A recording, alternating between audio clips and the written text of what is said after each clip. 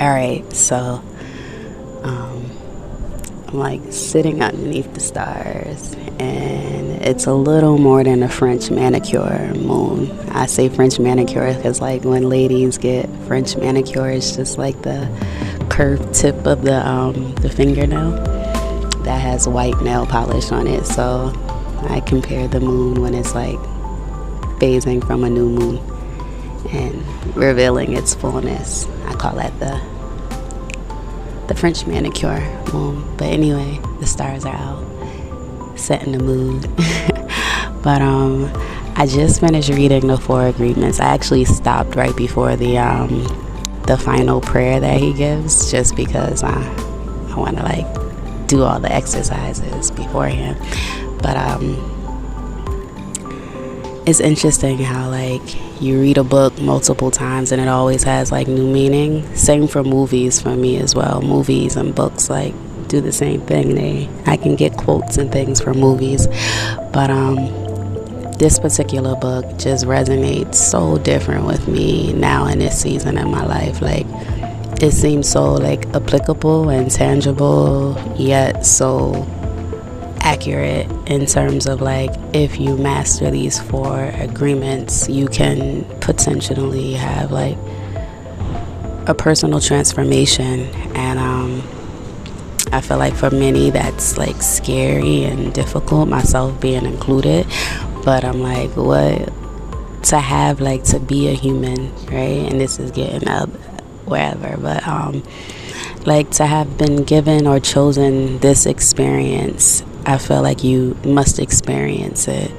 And why, and this is all me, my personal my personal ideas and beliefs, but why like experience it in misery and like going against yourself? And I've done that for so many years, and it's just like unhappy, and I didn't like life or like being in this life and being human. I genuinely, especially after like what I've experienced this year in my own personal journey, I don't believe that's what the intention is. Like, I really do believe it's for you to just be in love with yourself, most importantly, like in utter love with yourself. And then that vibration just brings in the energy of abundance in all areas of your life, not even speaking like financial, just like abundance and resources that are essential for you, that help you grow, abundance and just love, again, with yourself, with other humans, just your connection to life and how you live it, in love with like all of that, just an abundance of it. But yeah, so like, it's be impeccable with your word. I'm probably gonna be going off on tangents, but first agreement is being impeccable with your word. And he breaks down, like, I don't know, like, I've known all of these agreements, and Miguel Ruiz is the author of it, and my favorite book from him is The Mastery of Love, which I'm now gonna reread. But I've read this, and like, most people know these agreements. They're quite popular. You've probably seen them and not even known that they were associated with this author and that he had his whole book breaking down the agreements. But me reading it this time, I was able to see that, like, he breaks down the word impeccable to the Latin word, and it separates M from pectus, which pectus is sin, and placing M before it, I am, it means without sin. And sin he defines as simply going against yourself, right? So to be impeccable is meaning you don't go against yourself. So it's being impeccable with your word, not going against yourself. And that can be like a really difficult agreement to master or rewire your brain into believing, because you've made a separate agreement. And typically these agreements, the book lays it out that these agreements are developed from like us as a child. And that's the reason why I like his book, The Mastery of Love, because it goes more into like your programming and domestication that occurred from when you were like in adolescence, which is why I believe like even working with kids, their imagination is so like, they're such great storytellers, and they have such power to really manifest like the lives they want, because they are so ripe and free and in pure love.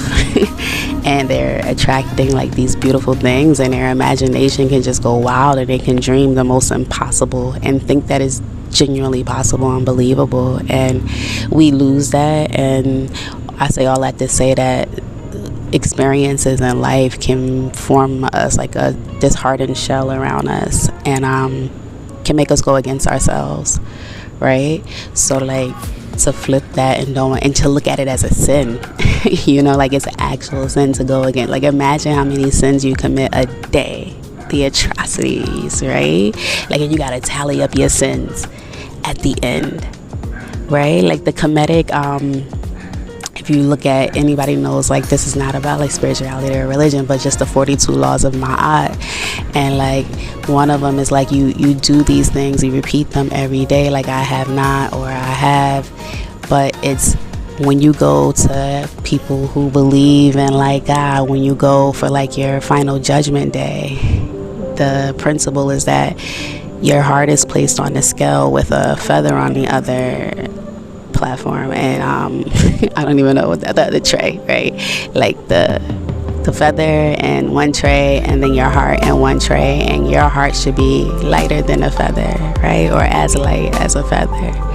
So if you are going against yourself, I feel like these sins will like weigh your heart down, because you close yourself off, and like you're closing your heart space too. So like, the book just talks a lot. Like, I don't want to like read it, I want you to just read it, but that's be impeccable with your word, right? Don't go against yourself, don't commit a sin against yourself. 2, let's see, I can remember, be impeccable with your word. 3, don't take anything personal.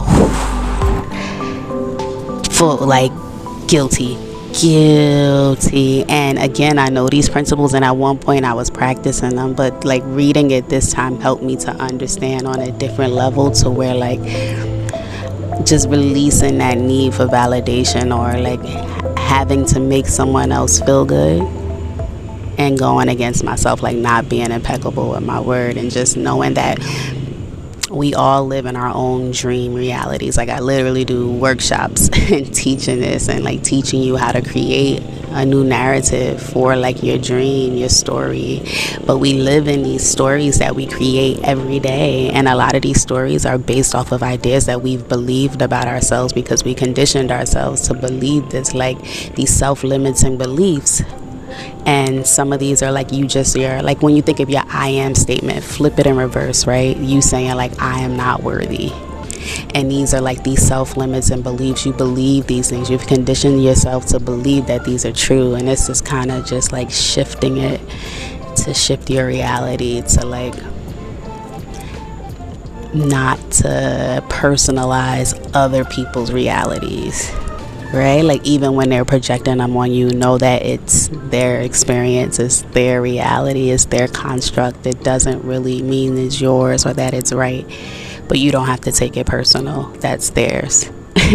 That is their burden, their things to carry. And another one that like was like, whoa, even when like say if someone says whatever you said offended them, it's more of, I wish I had the book, but he says that something along the lines of, it's not my words that hurt you, it's that you have open wounds that my words touch, and that triggers you, right? That gets a response. So you're hurting yourself. Stop hurting yourself. It's not me, right? It's those triggers. Once you've addressed the shadows, essentially, right, you are able to not be triggered and understand and not take something personally. Like, that's the real freedom of not taking it personal. You are unaffected by the mention of someone's name. Like, your energy doesn't shift for that. If you see that person, your energy doesn't shift. You were just unbothered, because like you don't take anything personal, and that helps you to forgive, essentially, right? So moving on to 3. What are you? Be impeccable with your word. Don't take anything personal. Don't make assumptions. Yes. Don't make assumptions. And I think that goes without being said, right? Like, don't assume anything of anyone, and ask clarifying questions. It was saying like, just tying and being impeccable with your word, and don't take anything personal. Ask, even if it hurts, right? Ask those clarifying questions. Like, some people will get in relationships, or like, oh, he said he didn't want it, but maybe he'll change. No, Be straight up, ask those clarifying questions, and if that person gives you an answer you don't like, you have to accept it. And sometimes you avoid bringing that up because you are avoiding that acceptance of it. So just accept it. It may hurt, but it's for your better good. Like, it's better to be clear so that way you can allow space and room for what you want. And it's not something to take personal. That's just that person's, that's their reality and their dream and their world. And part of what he said, really loving someone, is when you are okay with that. Like, you're not trying to change them, that you love them as they are. And if you are trying to change them, you don't really love this person for who they are. And that's also okay. It's just, there's beauty in the knowing of that and accepting and honoring it and not allowing something to stay longer than it should. But just being like vocal. And I love that he said towards the end, like, expressing love even without wanting someone to express it back, right? Without needing that, just doing it because you are love and because you're not afraid of rejection. So what if they don't say it? You just love, and you're not looking for it in return. You're just expressing it and just being at a place where you can just freely do that. So be impeccable with your word. Don't take anything personally. Don't make assumptions. And the last one is do your best, I believe. Honor yourself. It's something about like just I think it is do your best, but just knowing that your best is enough. Like, don't do anything more or anything less than your best. Don't push, like, don't burn yourself out. Like, just do your best and sit with the knowing that you did your best. But yeah, so that's the book. I'm getting losing track, but yeah, so like, it's nice that I've read this on like my new year, what I consider to be my new year, like my revolution around the sun on planet Earth. It's been quite cool this year. Like, it really has started out with a bang. Like, one of my students had organized a surprise for me, and it was like other students, and then they made like snacks and food. It was really nice, and we just chilled outside. It was super late, and she knows that like I went to bed really early. So she just asked this particular evening for me to stay up to midnight. And I'm like, what? That is so crazy. But anywho, it was this nice thing, and she invited like one of the professors, so that was nice. Like, that was the first day of like my new year as of the closing year. And the day before that, though, like the actual day of my new year, I was like in my room sick, like violently ill, because I was running to go. The way that our machine was set up when I was staying in the desert was one, you had to put like a hose in for the water to fill up. Like, you had to go outside, turn the switch so the water would pump through the hose, and then that hose has to be in the machine. So sometimes like you let it go and like you'll leave your room while it's loading because it takes a while, and you forget to come back in time. So I was like, oh snap. Like, by the time I realized, it was kind of late, and I didn't want to have like a pool of water waiting for me. Like, the cooks used to get so upset at us being neglectful in that sense. So as I'm running back, we had these steel doors. Boom, toe straight into it. Now, me being me, when it's an audience, because I care about what people think, right? Now, honoring myself, I will pop right up like nothing happened. And this particular time, because of the impact, like the blood just like drained from my body, and I literally fell into this chair. Luckily, like the acting president at the time was there and saw me and like gave me ice. Anyway, spent the whole day like vomiting, and like both ends. Like, it was crazy just from that, like crazy. So this particular year, right, but the year was still like a beautiful year overall. Had its moments. I learned, evolved, but this particular year, I'm getting my tattoo retouched up. Like, I had a poke tattoo done, so it needed to be touched up. So I'm leaving from the place, and I'm running to catch the ride like before it leaves, and I didn't even have to run. Like, the person was gonna wait, but something just told me like run, and fell. straight into like sewagey, stinky mud. Like, I blocked myself from falling, and then something just like pushed me and I fell down. Mind you, I can't recall the last time I fell in my life. I trip all the time. Like super clumsy, but I don't fall. Like my balance would catch myself. So that was just odd. And I was like, wait a minute. Like I still got scabs and everything on my knees, my wrist. Like I really fell. And then I did that thing again because I knew people was watching. I popped back up, but full of dirt. I wrote a whole little blog post about it. But anywho, I was like, wait, like same thing happened 2 years in a row. Like, what's up, universe? Like, what are you trying to tell me? Because I don't like repeating lessons. Like, I ain't trying to have a third year in a row of the same thing. Like, what is the lesson? Let's move through this. Let's acknowledge. And then I was like, you're running each time. Like, each time I was running when I didn't have to. You know, like, I just felt like the message was to slow down. And it is at a point in my life where I need to, like, slow down, like, pace. Like just pace and balance and alignment. And I was on a beach the other night, like watching the sunset, and I caught like the rays of the sun, and I just remember immediately, like I tried to reposition the phone, but it wouldn't be aligned, like it just didn't align. So I was like, alignment. So just like, even I'm having like these crazy creative bursts, but I can't just go full speed and like go over what my best is, right? Tying a book in, like always just doing my best. So today I like made myself close my laptop and go to the beach for the sunset. I was like, no. Like you have to say, like, give some gratitude to the sun for like just being beautiful and energizing. So I did. It was just really nice to lay. I just laid there and watched it. Like, I didn't even bring a phone. I just went simply with like my key, and it was nice. So